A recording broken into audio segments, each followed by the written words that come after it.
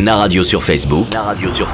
C'est Naradio officiel. Passer tout un après-midi dans un champ de maïs ou à la plage, la question ne se pose pas forcément. Dans les champs de maïs de Saint-Vivien, à environ 15 km de La Rochelle, plongé dans le Popcorn Labyrinthe, un site de 4 hectares, Manon Delis est la gérante du site. Elle nous explique ce projet atypique. Le concept a été créé par mon beau-frère, donc il y a 12 ans. Il a lancé ce concept-là. Ça lui est venu, on va dire, comme une idée. Un matin, il s'est réveillé avec cette idée de créer un labyrinthe dans le maïs. Nos labyrinthes s'étendent à peu près sur 4 hectares. Chaque labyrinthe s'étend sur 4 hectares. Il y a 5 km à peu près de chemin praticable. Voilà. Nous, pour tracer donc le labyrinthe, en fait, on intervient début juin, mi-juin, quand le maïs sort de terre à 15 cm. On fait d'abord nos tracés sur papier et on vient les refaire en fait en grandeur naturelle ici. Et après, on arrache donc à la main. Pour partir à la découverte des énigmes, pas d'âge particulier. Le tarif étant même gratuit pour les enfants mesurant moins de 1 mètre. Dans cette vaste étendue de maïs, petits et grands peuvent trouver leur compte. À l'intérieur donc du labyrinthe, en fait, vous avez donc 6 étapes. Les 6 étapes qui sont à retrouver. Ça permet aussi de suivre l'évolution donc dans le labyrinthe.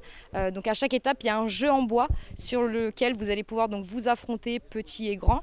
On donne aussi une petite feuille de points pour noter donc le classement à la fin, pour noter donc le vainqueur.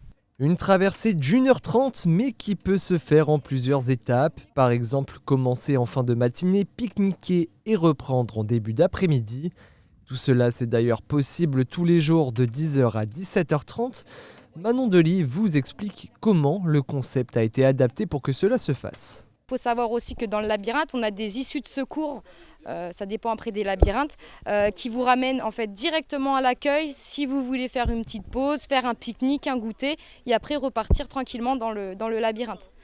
C'est vachement pratique, on va dire, pour les enfants en bas âge qui souvent ont du mal, ils traînent la patte derrière. Donc voilà, ça permet de faire une pause au milieu de votre parcours. Et pour les plus courageux, vous pouvez même vous plonger dans le noir pour une expérience encore plus sensationnelle dans un lieu sans électricité. La nuit, c'est une autre dimension. Ouais. Bon, c'est vrai qu'on change un peu de public la nuit. La nuit, on est plus sur les jeunes qui viennent chercher un petit peu d'adrénaline, de sensations. Et puis la journée, on va être sur les familles, les grands-parents, etc. Des départs qui se feront de 22h à 23h en juillet et de 21h30 à 22h30 en août. Et vous, allez-vous trouver le code pour franchir la porte du labyrinthe ou vous enfuir par l'autre extrémité du champ?